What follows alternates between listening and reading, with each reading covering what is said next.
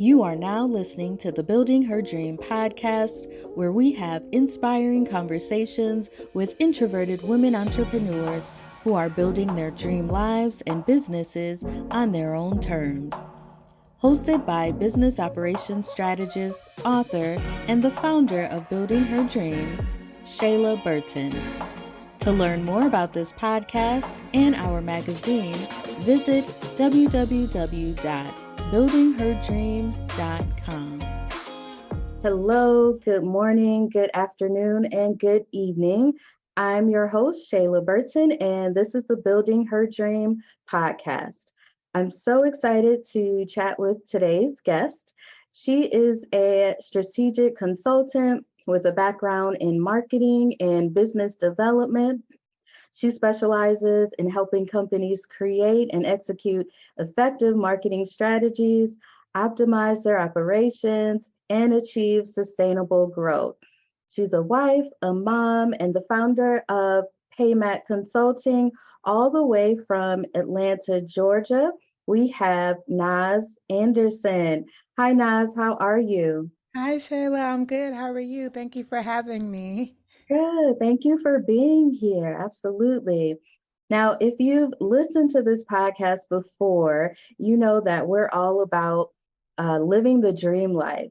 So, Naz, I have to ask you, if you could wake up tomorrow and have the perfect dream life, what would it look like? Where would you be? What would you be doing? What's your dream? Wow, that's a great question. So definitely I would probably be on a beach somewhere because I feel like that's the only place where you don't want to work.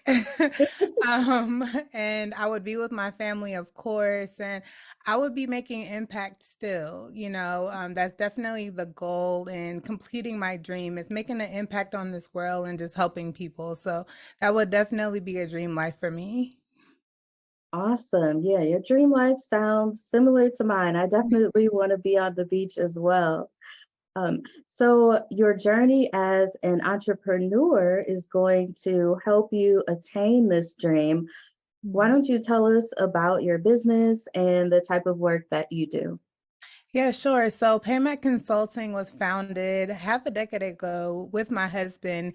He came home one day. He's an audio engineer by trade, and he was like, he worked for an advertising agency, and he was like, you know what? I feel like we can do advertising. And I was like, you can do advertising, but I can help you.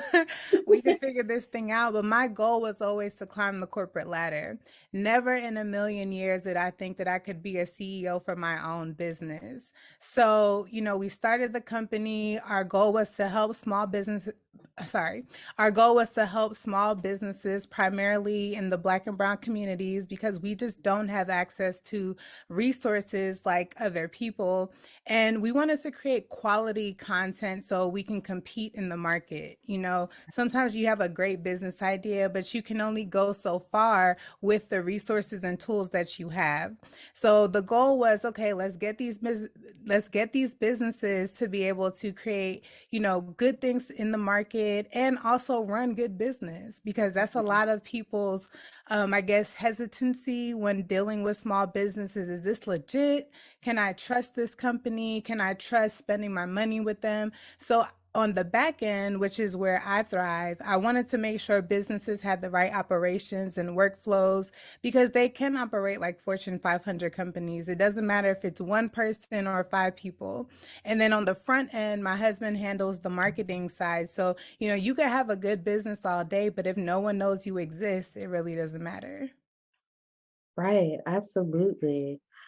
So, you've been doing the work or running the business for 5 years.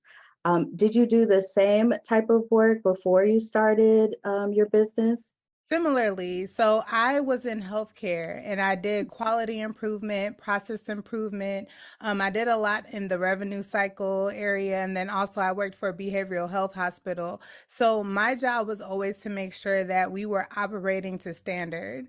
And so Mhm. I took those same skill sets. I do have a Lean Six Sigma green belt. That's all about lean operations and making sure that what you're doing makes sense at the end of the day and that you're reducing waste in your operation. So I did take a lot of those skill sets that I learned in corporate America to apply it to not only my small business, but to the small businesses that we consult for. That's great. That is really great. The work that you and your husband do in marketing and operations is really so important for creating a sustainable business. But many of us entrepreneurs, we're lacking in these two areas. So we're really good at maybe the specific service we provide or the products that we sell, but we struggle with marketing and operations. So I'm glad that we have an expert here today to help us out. And when I say us, I mean me. So I need to know how, as an introvert, how do I put myself out there and, get marketing, get seen for my business when I really don't want to be seen? I just want to be in the background doing what I do best. Help me. Yes, that's a great question. I always look at social media as an introvert's best friend, actually, because Mm-hmm. in reality, it's just you on the phone. You know what Yeah. I mean? Like you're putting yourself out there to millions of people, but you don't have to be in a room full of people to do it. So, as an introvert, you're actually winning to be able to pull your phone out, make one video, and that video have the potential to reach the masses. So, I always encourage my clients, don't think about what you don't like. Don't think Mhm. about what you may feel are your shortcomings, because every single person that's putting themselves out there, they don't like it necessarily. They don't want to have to deal with the hustle and bustle with keeping up with trends, and social media in general. So utilize it for what it's meant to be used for, which is to get your voice out there, to get your brand out there. Because at the end of the day, when you start a business, it's no longer about you. So if you're passionate about what you do, if you have purpose, which you should, your goal should be, who can I touch today? And if you look at social media like that, it takes a lot of the burden out of it and the fear and all the things that come with it. That's really good. I love that. Who can I touch today? Absolutely. Yeah. I also love that you are an ops expert like myself. I love talking to people who do the same type of work that I do. A question that I want to ask, because I find that a lot of my clients struggle with this, but why is it important for entrepreneurs to start off with the right foundation? Wow, that's a great question. Mhm. So, just like building a house, without the right foundation, you're going to fail. It's going to crumble at some point. So, when you start out the right way, your chances of success increases. And as we all know, small businesses don't stay in business very long. And a lot of the reasons is not because they don't have a good idea. It's not because they weren't good at what they did. It was purely because they didn't have a solid plan. And to your point, they didn't have a good foundation. And that foundation is so simple when you think about it, but it can feel so overwhelming if that's not something that you do. So, in terms of foundation, just creating the right plan is the way to start. You need that foundation. Who's your target audience going to be? You know what I mean? Who are you serving? What is your value proposition? What is your value proposition? How do you stand out in the market? These are the things that you need to create in your plan so that you can stay, first of all, on track, Yeah, because there's so much out there. So if you don't create a plan, which is your foundation, you're going to blow like the wind. Every time you see something new, you're going to be like, oh, I need to do that. Oh, I need to do that too. And in reality, you get farther away from the purpose that you started with. So having that plan, which is your foundation, allows you to stay in alignment with what you originally wanted to do, and it helps you have a roadmap, and so to speak, so that you're not all over the place, and with confidence why you're doing what you're doing. absolutely. Absolutely. Okay, wonderful. The How do you stay organized and manage your business, but while also having a family and, needing to have personal time for yourself? Like, how do you juggle all of that? That is a work in progress. I think that Okay. that is an everyday thing that you have to tackle. I do keep the Sabbath, which helps me take time to rest. Mm-hmm. So every single week, I look forward to that weekend, that Fridays come in, and I know that I can really turn off my phone, turn off my laptop, and really unplug. So that helps me, plug into my family and spend time with God.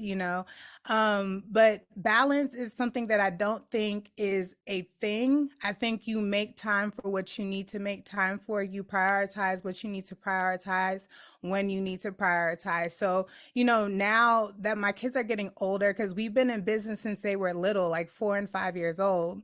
And Mm-hmm. now that they're getting older, they're very vocal. So they'll tell you, like, hey, can you watch a movie with me? Hey, you've been doing this all day. Can you spend some time with me? So I try to be conscious of stopping what I'm doing, like giving myself a hard stop, because that's always the problem. Sometimes you get into a project, you get into something, and it's like you're not going to stop until you're done. But it's Right. okay to say, you know what, I'm going to do this from 1 to 3. And at 3 o'clock, sorry, I'm going to do this at 1. Sorry. I'm going to do this from 1 to 3. And at 3 o'clock, I'm putting it down, I'm shutting it down. And then I'm going to spend time with my family, or I'm going to spend time with myself, because that's important too. A lot of small business owners, we experience burnout fairly early on, because you're by yourself oftentimes. You're a solopreneur, so you're doing all the things. So we have to be even more intentional about creating those schedules and sticking to the schedule. Just like when you have your 9 to 5, you have to be to work at 9:30, 8 o'clock, whatever time may be. And then you get off at 5. And when you get off, you tend to go home for most people, and you cook, or you watch a movie, or you do something else. The same method applies to your business. We're not meant to work 50 hours a day. We don't even Right. have 50 hours in a day. But as a small business owner, sometimes you feel like you have to do that to succeed, and you really don't. Yeah, I absolutely agree with all of that. Burnout is definitely a real issue for many of us. Do you schedule regular vacations in your business? Or I guess the first question is, do you take regular vacations away from your business? Well, like I said, I have the Sabbath, so I consider that my weekly vacation, honestly. Okay. Because I know some people, they work 7 days a week, and I really Right. don't do that. So that's one thing that, I'm like, okay, at least I have that one time. And because I have kids, we do try to be intentional about taking at least one vacation a year, even if Okay. it's not anything crazy like going out the country or anything like that. We decompress by getting away and checking into somebody's hotel, so that we Mhm. can spend time in a different environment, because that's important for your mental health. Being in Exactly. the same environment all the time can drive you crazy, especially if you have a home-based business, you're working from home, whatever the case may be. So, yes, we do try to take vacations each year. I do want to take at least 2 or 3 vacations each year. But again, I feel like in 5 years, we're still in that building phase, right? So, when we get closer to retirement, I think we'll do a lot more us stuff. But right now, we're still scaling our business, so we dedicate our time to that. Okay, that makes sense. That makes sense. So you've been in business for 5 years, you said. We know that challenges are a normal part of running a business. What's a challenge that you've had to deal with in your business? Whew, what challenge have I not had to deal with? That's the question. I think understanding that I work for myself and that I'm building something. I think when I first started the business, because I worked in corporate America for so long, I had the mindset of kind of my clients being all that I poured into, I focused on. At the end of the day, their success was my success. That's how I felt. And so that was a challenge that I had to overcome because I had to create boundaries for myself. I was answering calls at 10 o'clock at night, just doing things because I'm like, oh, my client needs me. And oh, I don't want to disappoint them. I don't want to lose the client. And I really truly feel like that came from the corporate America mindset where you answer to somebody. And Right. so that was a challenge that I took on to say, you know what?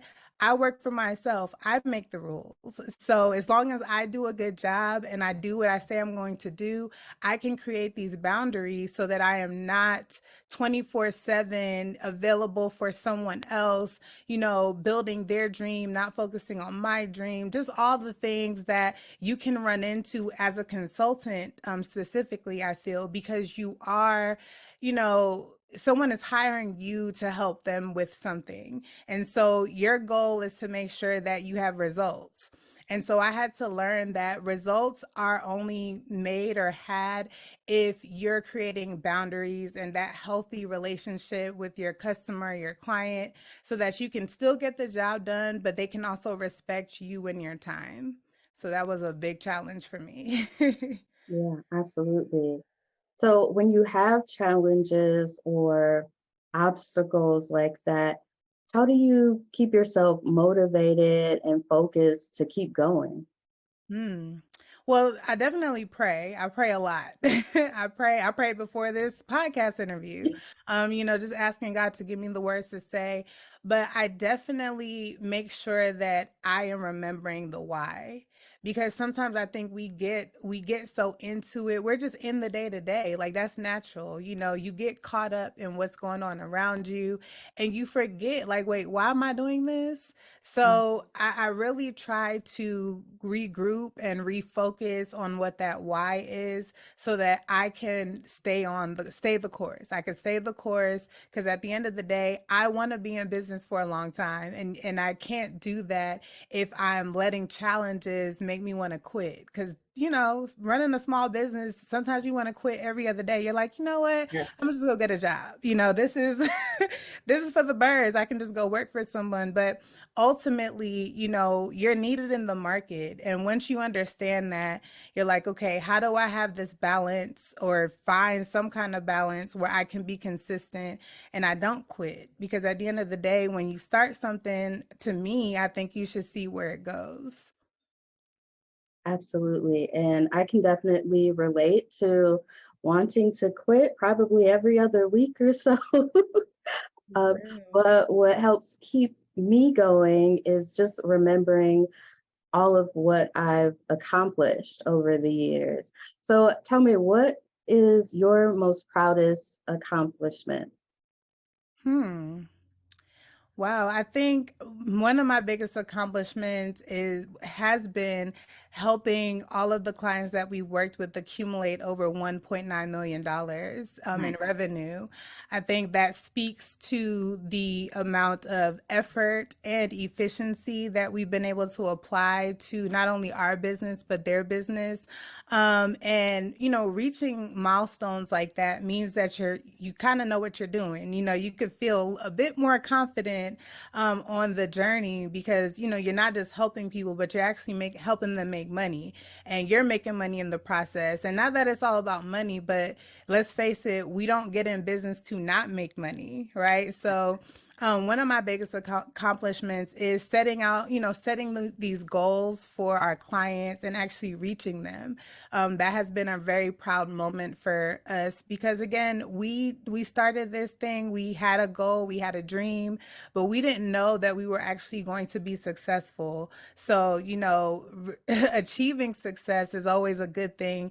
It's one of those things that keeps us going, and that's probably one of the reminders for me on a daily basis when I do want to quit, that you've helped other people, you got more people to go, so let's stay in this thing. Wonderful. I love that. Um, so on this podcast, we spotlight introverted women in business. I'm curious if being an introvert has affected your business at all, and if so, how? Well, I don't know if you could tell, but I'm a little nervous right now. I used to think that I was an extrovert when I was, younger, but when I Right. started this business, I realized how much of an introvert I was. Going to networking events and not wanting to talk to anybody and wondering like, why am I here? And just watching Right. people have conversations, and I'm like, wow, I wish I could just do that. Mhm. Even social media, like I run a whole digital marketing agency and I don't want to be on social media. That's a part of that introvert, me telling myself it's just you and the camera, just you and the camera. But then reality is you think about, okay, when people see this, are they going to like it? What are they going to think? What are they going to feel? And so I am in constant conflict with myself, but I think being on this journey has been so great because I've seen the growth. And I also recognize that as an introvert, it's okay to be an introvert. That's actually a conversation starter. So now when I go to networking events, I'm like, hey, I'm a little nervous. I'm a little shy. What's your name? I kind of lead with that. So it's an opener. And oftentimes the person that I'm talking to, they feel the same way. So just remembering that you're not alone, like so many people feel the way you feel most of the time. So, instead of us beating ourselves up about what we're not doing, if we lean into it, we can make it work for us.